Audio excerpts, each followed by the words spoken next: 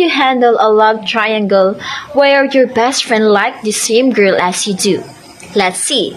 So this play tells us the story of a very typical love triangle where best friends swear devotion to each other until they both fall in love with the same girl.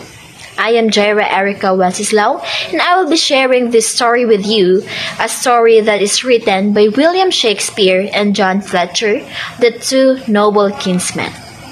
The Two Noble Kinsmen is derived from Chaucer's Canterbury Tales. Consists of 5 acts. It is a tragic comedy, and it is first published in 1634. It also includes the theme love, irrationality, faith, friendship, and loyalty. Before we dig deeper in the story, let us first know the main characters. First, we have Theseus, the Duke of Athens; Creon, the king of Thebes and uncle of Palamon and Arcite; Hippolyta, the queen of the Amazons and wife of Theseus. Palamon is Creon's nephew; Arcite, Creon's other nephew; Emilia, Hippolyta's sister. The jailer's daughter, Pirithous, an Athenian general and Theseus' good friend; Artisius, an Athenian captain; Valerius, the nobleman of Theseus; and Gerald, a local schoolmaster who encourages the jailer's daughter to join the dance for Theseus and Hippolyta. The story starts when Theseus, the Duke of Athens, prepares to marry Hippolyta of the Amazons. The ceremony is interrupted by a queen who falls on her knees before Theseus, followed by the 2 more who address Hippolyta and her sister Emilia. The queens tell of their husbands' deaths fighting King Creon of Thebes, who was refused to bury the king's bodies, thereby exposing their souls to torment. They ask Theseus to conquer Creon, insisting that any delay is dishonorable. The wedding is then postponed as Theseus prepares for war. The 2 noblemen of the Thebes, the cousins Arcite and Palamon, decided to leave the court of the villainous King Creon. Valerius brings word that the Duke Theseus has declared war. The cousins realize that their honor requires them to stay and fight for Thebes. Hippolyta and Emilia bid farewell to Pirithous, who is about to join Theseus in Thebes.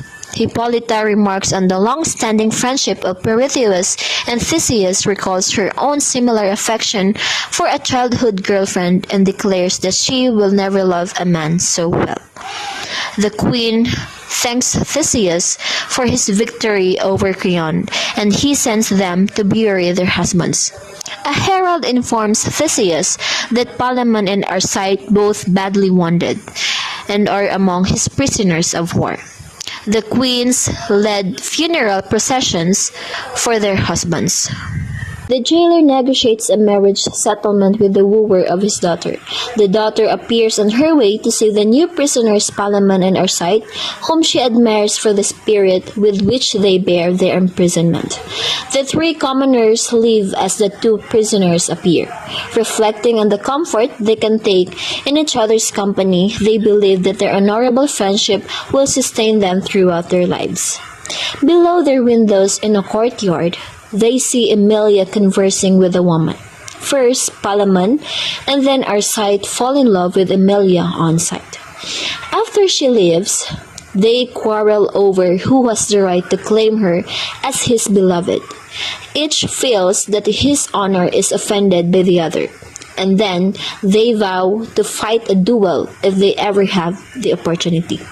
The jailer appears and takes Arcite to Duke Palamon, muses on his love for Emilia, until the jailer returns to the report that Arcite has been freed but banished from Theseus' realm on the pain of death. Arcite, free, and decides to stay in Theseus' realm and attempt to meet Emilia.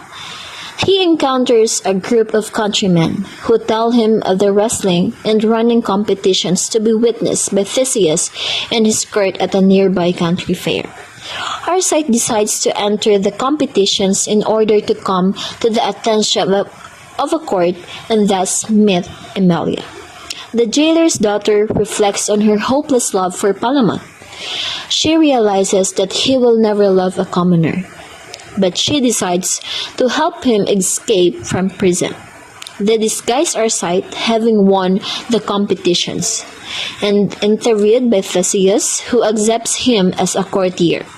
He is assigned to serve as an attendant to Emilia. The daughter reveals in a soliloquy that she has friend Palamon, who waits in a nearby wood until she can bring him food and a file to remove his shackles. She hopes he will come to love her. Alone in the wood, Arcite reflects on his good fortune in having become Emilia's attendant. Overhearing this, the fugitive Palamon emerges from the trees, and then they resume their argument. Though their affection for each other still stands, they agree that they must duel to uphold their respective honors. Arcite declares he will bring Palamon food and a file to remove his shackles, and then they will fight. The daughter cannot find Palamon and concludes that he has been eaten by wild animals. Hysterical, she reflects that her father will be hanged for his trickery in letting Palamon escape, and she will be reduced to beggary if she does not commit suicide. She wishes she were already dead. Arcite returns to Palamon with food and a file. They agree not to mention Emilia, but cannot refrain and fall to quarreling again. Arcite leaves, saying he will return with Palamon, that he has removed his shackles, and then they will fight. Raving wildly about Palamon, her father, and other things, the daughter sings scraps of a song. A schoolmaster instructs a group of peasants, one of them costumed as avian or baboon, on the dance they are to perform before the duke. One of the women of their group is missing. However, they are despair about being able to perform. The daughter appears, and although they see that she is mad, the dancers recruit her for their performance. Theseus and his court appear, and after a lengthy prologue from the schoolmaster, the dance is presented. Palamon and Arcite meet to duel. As they put on their armor, they reminisce fondly, but they continually renew their quarrel. They begin to fight, but Theseus and his court arrive. The cousins identify themselves, and Theseus condemns them to death. Arcite for having violated his banishment, and Palamon as an escaped prisoner of war. They pled to be permitted to finish their duel, with the survivor then being executed, and Theseus agrees. However, when Hippolyta and Emilia beg for mercy for them, Theseus compromises. He decrees that the cousins shall return to Thebes and recruit seconds, come back within a month, and then duel for Emilia's hand. The duel shall not be to the death, but rather consists of a contest to force the opponent to touch a pillar erected for the purpose. The winner will marry Emilia, and only the loser, his seconds, will be executed.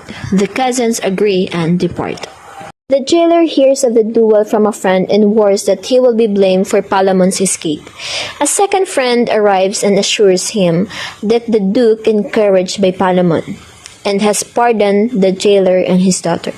The wooer then arrives with the news that the daughter is mad.